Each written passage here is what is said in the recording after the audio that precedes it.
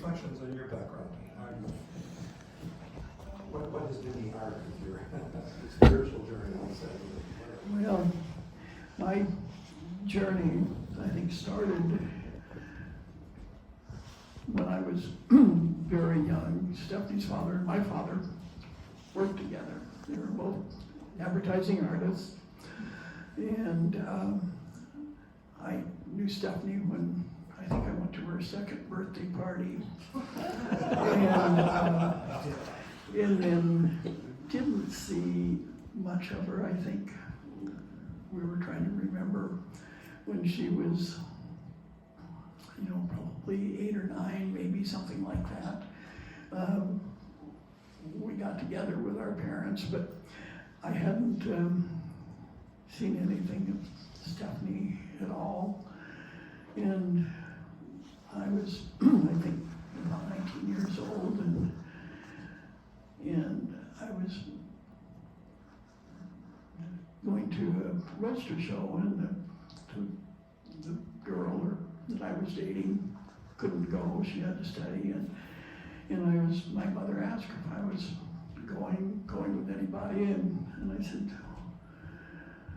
no, don't have a date. And she, we talked a little bit, and my mother said, well, I ran into Dagmar and Stephanie Luton downtown the other day, and Stephanie's grown into quite a beautiful young girl.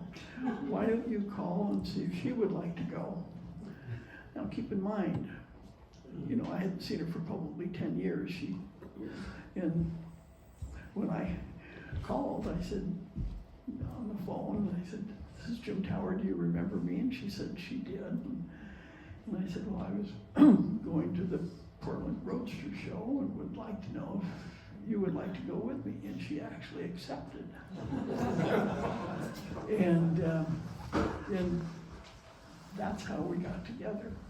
And there are many things. I had polio when I was 3 years old, and was not expected to live. The doctors had told my parents that I was not going to make it, and my father went and told Stephanie's father about it, and in the story Stephanie says, her parents went home and prayed that night to save me, and miraculously the next day I turned the corner and got better. Surprise. I didn't, obviously at that point in my life, I had my 3rd birthday in the hospital. I was a Good Samaritan for 3 months. It was when the polio epidemic was in Portland. And so anyway, there have been many things that have happened in my life over the years. A lot of things, misplaced importance, things that I'm not very proud of nowadays. But a number of things happened, and we decided we wanted to move someplace. We'd lived in our floating home for 25 years, and there were a number of reasons why we wanted to leave there, and we were talking about where to go. We decided we wanted to rent, at least for a while, if not permanently, and so we thought of different things, and we kind of decided on a place in Tigard called Summerfield, an adult community, and I said, well, how about the Bible Students Retirement Center? And Stephanie looked at me and said, well, I didn't think you'd ever want to live there.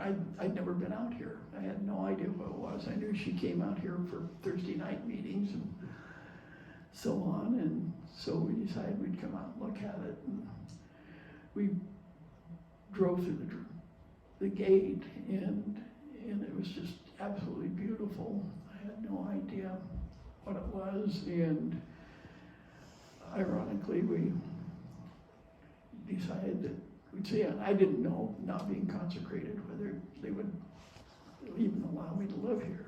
And so Stephanie, I think, spoke to Arlene and talked to her, and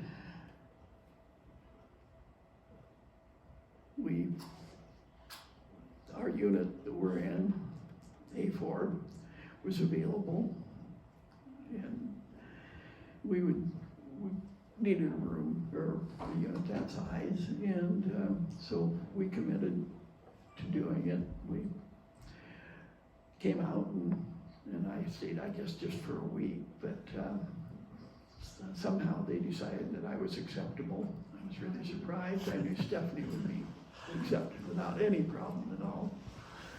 And we listed our house, which was kind of a concern because we listed it before and got very little response on floating home. And it sold the first week that we listed it. And actually, ironically, the woman that bought it had to be out of her current residence in a week, and so everything went very quickly. But moving in here had a huge impact. We used to have meetings with Stephanie's parents on Sunday evenings, so I had a good overview of the truth and what it meant and so on, but I just never been involved in being in the car business and working Sundays. So moving in here and starting to go to class with Stephanie had a huge impact on me, and I started looking back at my life and the importance I put on things that weren't important at all, and it just it started changing my life. You know, I had many people that were good friends, and they're nice people, but just not the kind of people that were good for me anymore, and I could realize that. And so probably 2 years ago, talking to people and thinking about consecration and so on, I started really seriously considering it, but thinking about my life and so on, I wasn't sure that, I guess to put it in simple terms, I didn't know whether I was qualified or not, whether I would be accepted. And this is where we've had a bird. Not everybody here knows Stuart, but I years ago, 36 plus years ago, we had a Siberian Husky that died of old age and so on, and we wanted an animal in the family, but we didn't know for sure what we were going to do. So we decided on a cat, and a Siamese cat. And I went to the pet store at noon, where the Siamese cat was. Stephanie trusted me to make the decision, and I went in. The cat was terrible, but I stood and looked at this cage with Stuart and his brothers and sisters with him. And the fellow that ran the pet shop came over and put him on my finger, and I walked around the pet store for 5, 10, 15 minutes with Stuart on my shoulder, or my finger, and I said, okay, I'll take him, get everything that I need, and I'll pick him up on my way home tonight. And so I went back to work, and Stephanie called a bit later, and she said, did you buy the cat? I said, no, I bought a bird. She said, you did what? You know how much trouble birds are? And to this day, she reminds me, I said, oh, birds aren't any trouble. But anyway, now I know why, and I think God had something to do with me buying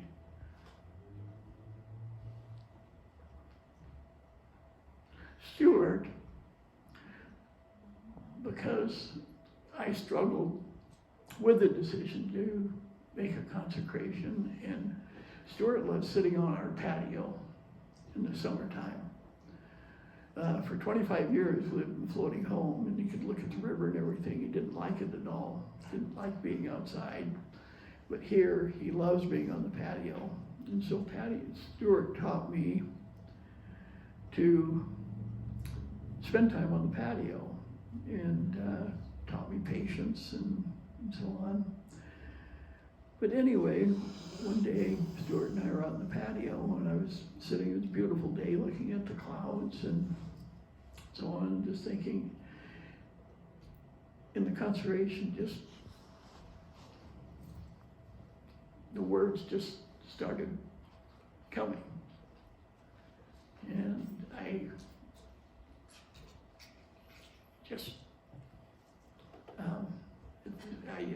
I didn't, it wasn't a conscious decision. It just occurred. And the words came and the consecration came.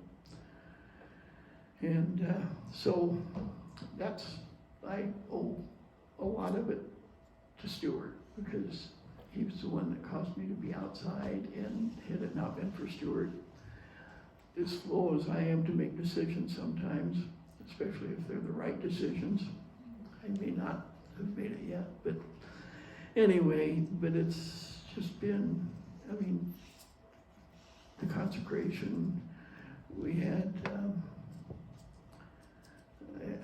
I can't remember, in class the following Sunday, I told everybody that I had, and I had no idea of the impact that it would have on my life, and